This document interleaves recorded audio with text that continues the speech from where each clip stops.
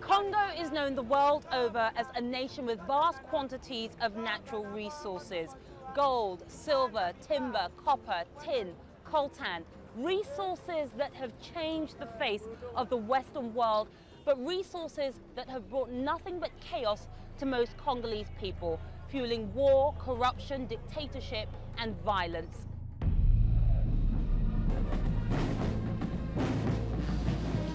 Kinshasa, capital of the Congo, June 30th, 2010. A lavish display to celebrate the country's 50th anniversary of independence from Belgium.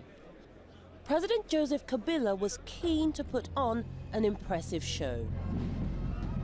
Thousands of people showed up here to celebrate 50 years of independence, and the whole area was given an entire makeover. The roads were repaired and new street lights were put in place. The world saw an image of an advancing and prosperous capital city. Et que lentement, mais sûrement, le Congo se redresse. Slowly but surely, Congo is recovering, as a giant who's waking up after a long sleep. Yet many would suggest that Congo's so-called long sleep has been nothing short of a nightmare for its beleaguered population. The average yearly wage is $300 US. In real terms, less than what it was at independence, making it the poorest country in the world. The formal economy has virtually collapsed. Infrastructure is in a state of total decay. It has been said wryly that it's easier to start a rebellion than a business here.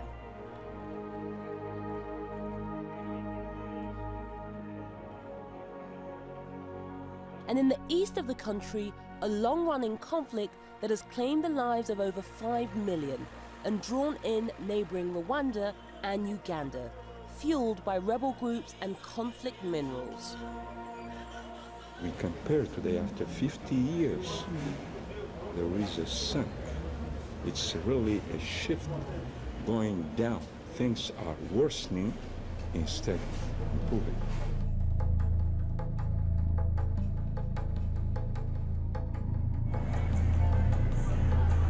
"50 years ago, following a colonial period unmatched in its brutality, the Congolese had briefly dared to dream. Patrice Lumumba was the country's first prime minister, but Belgium's pernicious influence remained. Less than a fortnight after Lumumba made his Independence Day speech, the southeastern and mineral-rich province of Katanga broke away, aided by Belgian businesses and 6,000 Belgian soldiers. Many in the international community saw it as a move to create a puppet state for the benefit of Congo's old colonial master.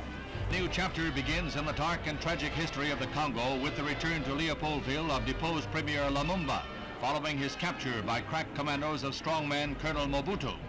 On September the 14th, just 10 weeks after taking office, Lumumba was ousted and Joseph Mobutu, head of the Congolese army, swept to power in a CIA-endorsed coup. Lumumba, fearing for his life, fled into exile. Lumumba was impassive at this lowest ebb of his stormy career. Avant de partir, il nous a donné un livre qu'il avait écrit. Before he left, he gave me a book, which he had written, called Congo of the Future. He knew we were too young to understand what was happening then, so he said, when you grow up, you will read it. Take care of your brothers.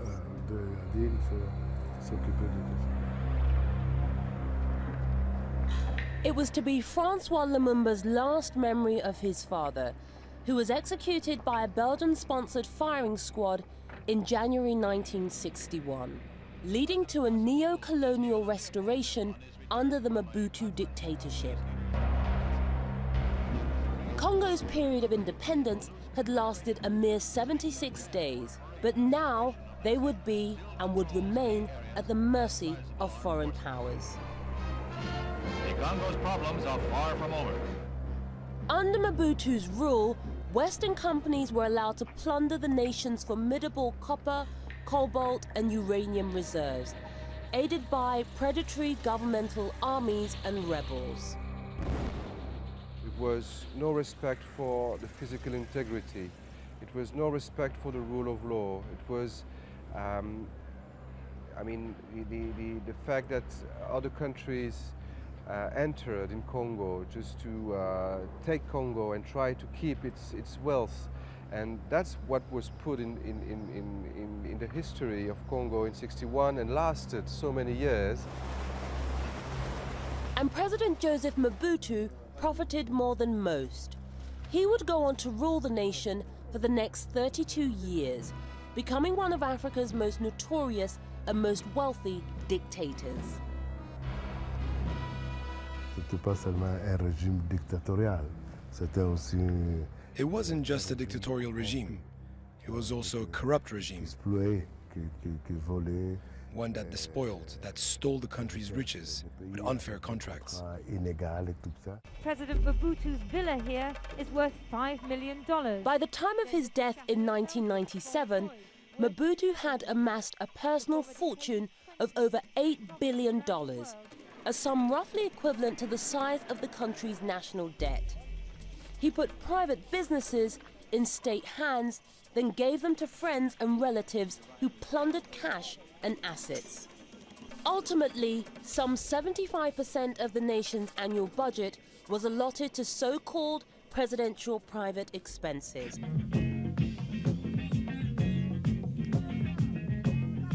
Including $10 million spent on funding the Muhammad Ali versus George Foreman Rumble in the Jungle in 1974.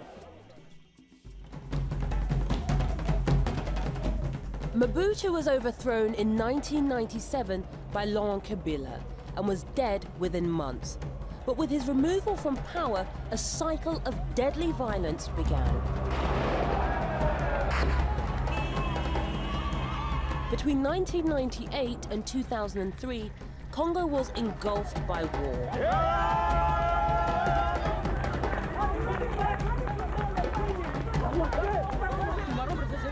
Five million people, mainly civilians, lost their lives.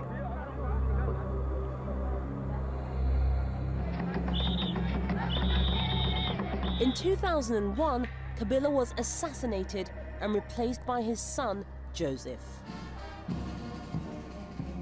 Both father and son have since been accused of perpetrating terrifying human rights abuses as they fought desperately to hold on to power. But charges have never been brought. In Congo, justice is an all too rare commodity. For 50 years, Francois Lumumba has been wondering about the truth behind his father's death. Now, with the help of Belgian lawyers, he hopes that those responsible will be named at last. Et on s'interroge toujours, est-ce que c'était suffisant parce que We're still wondering why, just because Patrice Lumumba, our father, didn't have the same reading that the Belgians had of the history of Congo. Was that enough to get him murdered? est-ce que c'était suffisant qu'il soit assassiné, qu'on le terre, déterré? And for that, he was buried. He was dug up, his body was dissolved in chemicals. I'd like to know how things could reach such extremes simply because he dared to give his reading. It's unacceptable. Pour terminer, je dirais que To conclude, I will say that we have the right of memory, like other people of the world have the right to memory. We, as Congolese, as African people, as black people, we have the right to memory too. The situation at that time was a war, and that we could analyze the situation on the basis of war crimes that were committed. To have Christophe Marchand is a lawyer working on the what case. happened. And when I say war crimes, I talk about the arrestation of Patrice Lumumba, the transfer from Kinshasa, Leopoldville to Elisabethville, the torture in the plane and on the airport in the place, and then the assassination. And above all, also, the fact that he was arrested without having a fair trial is already a war crime. So it's a very broad perspective, and so our intention is to sue all the individuals, Belgians, civil servants, members of the military, of the police, who took part in one of those war crimes in that time. We also have to know that we have ghosts as Belgians about what we did in the past, and we have to clean, in a sense, our past and try to rebuild like better relationship based on truth and also on accountability for those war crimes committed by Belgians.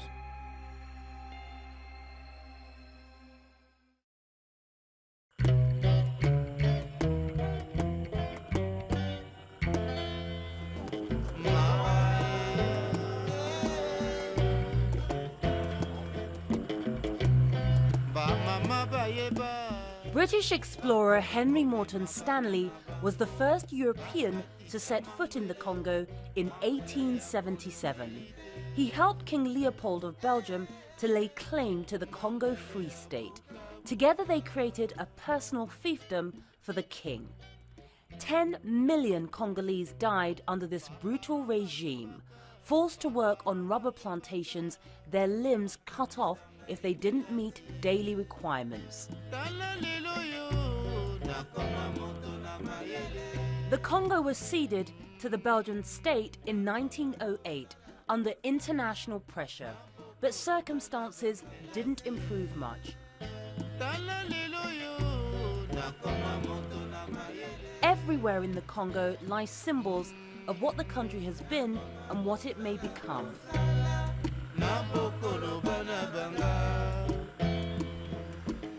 The National Art Gallery, once the site of Mobutu's home, still houses colonial artifacts, including a statue of Henry Morton Stanley, the explorer who first opened up the nation to European exploitation. Il est fort probable. It is very probable that this statue was the first to be torn down. We're not sure how to deal with colonial monuments.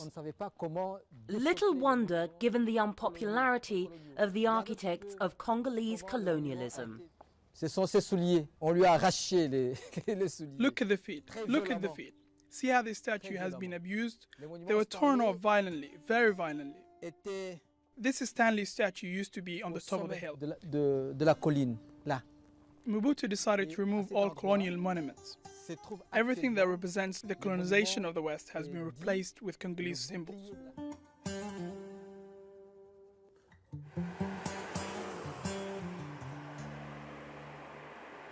But that's easier said than done.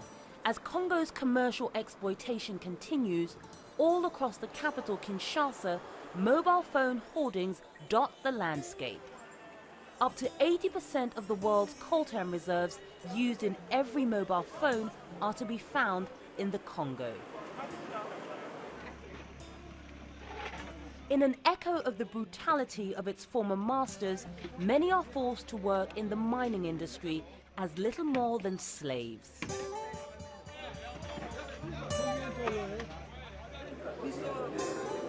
So these workers have showed up at the Labour Ministry to complain about the fact that they haven't received salaries for over 3 months. And our translator is telling us that they've actually been protesting outside the offices of the Minister of Labour for 3 months. Every single day they've been here asking questions about why they haven't received their salaries, and you can see they're quite angry.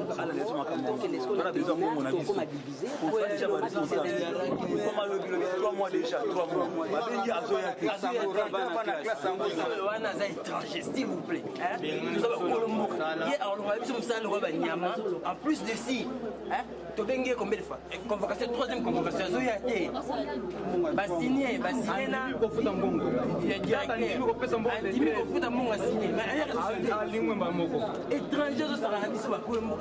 Vous imaginez? Je regrette d'être frappé. How are you? Very nice to see you. They've been protesting. Could you address the issue for them or find out what the issue is for them? Tout ça, 3 mois, jour pour jour, nous ne rentrons qu'à 16 heures. Mais en tout cas, personne ne peut régler ça. What have you told these men and how can you address their grievance? I just told them that if any company should behave like that, we will just take back the the working permit, so they will not be able to live here and work here. As simple as that. And can they rely on this commitment? Oh, definitely. I mean, that's I told them that's my job.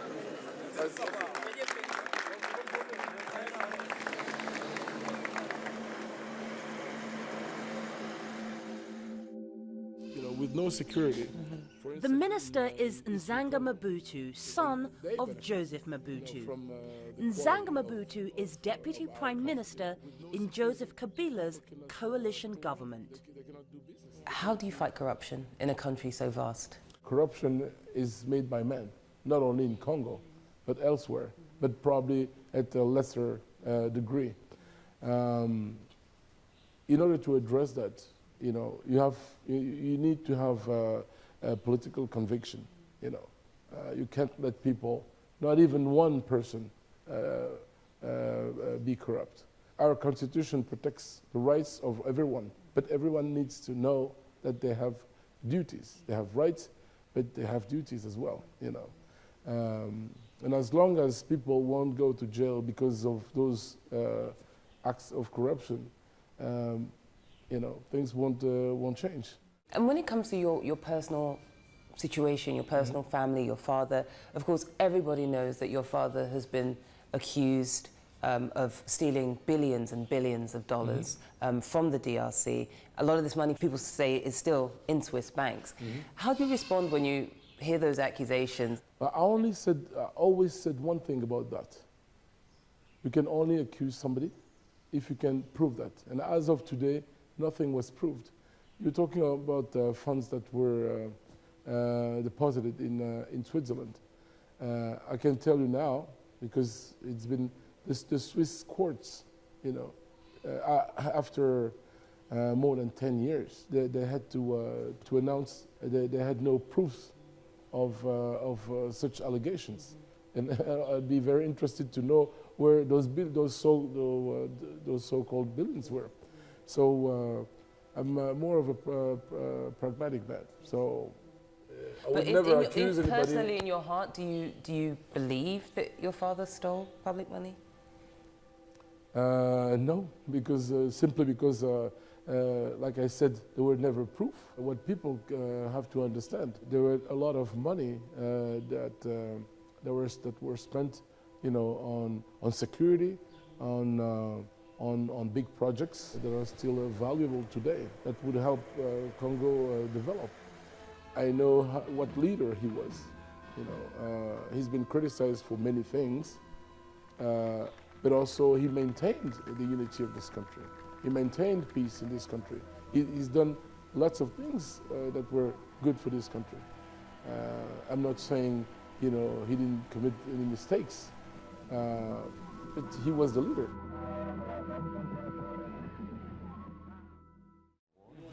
All the patients you can see here are the patients. Perhaps the most dire indication of the lack of public funding and the legacy of neglect in post-independence Congo is to be found at Kinshasa General, the country's largest hospital.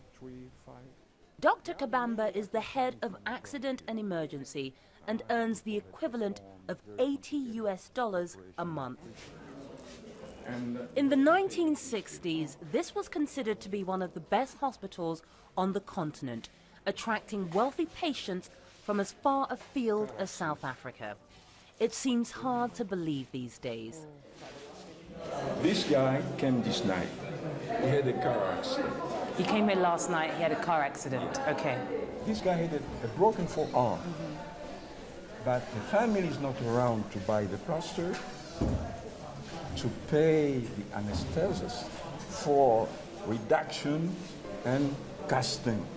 So that's why there's cardboard, because the family just don't have the means to pay for proper plastering. Yeah, we're waiting. For the time being, we're waiting the family to pay all the different fees. It's an infection of the belly. We have pus in the belly. It's due to the typhoid fever here.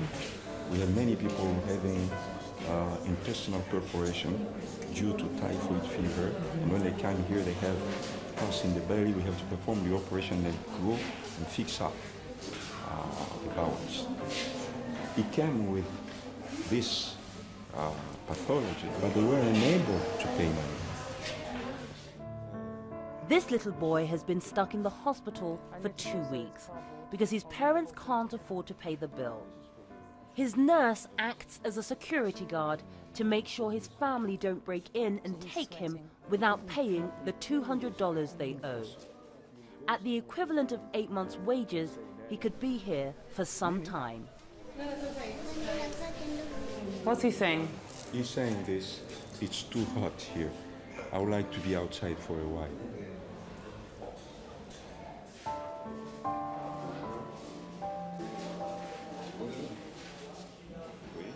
You have the picture. That picture is a general picture of all the hospitals. In Congo? In Congo. I'm sure that you'll go somewhere there they're going to hide and say, no, we're treating our people, we are improving. Such a thing couldn't happen 10 years ago. The conditions are absolutely terrible. It's extremely dirty in here. There's no air conditioning, there's broken windows. It's obvious that it hasn't been cleaned for a long time. And most of the medical staff are basically putting together bits of medical equipment for people because they don't have the resources. I mean, cardboard is being used to stabilize broken bones, for example. There's a lack of medicine. Patients here are forced to pay first. It may just be $10 or $20 before they get any treatment. And he says people die as a consequence. We still have the same system. Mobutu was putting a lot of money for his army. They are putting a lot of money for the army. Mobutu was devoting a lot of money for the security service. That's not the same thing we have today. So when you see that, no difference.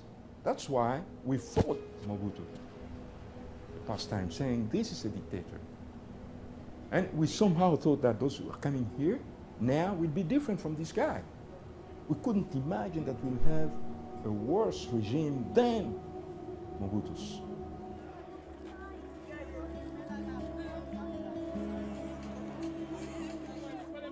Often called a basket case, there is one hope for the future of the country. With huge swathes of potential farming land, it could become the breadbasket of Africa, capable of feeding up to 3 billion people. But as the people of Congo have learnt, you can't eat potential.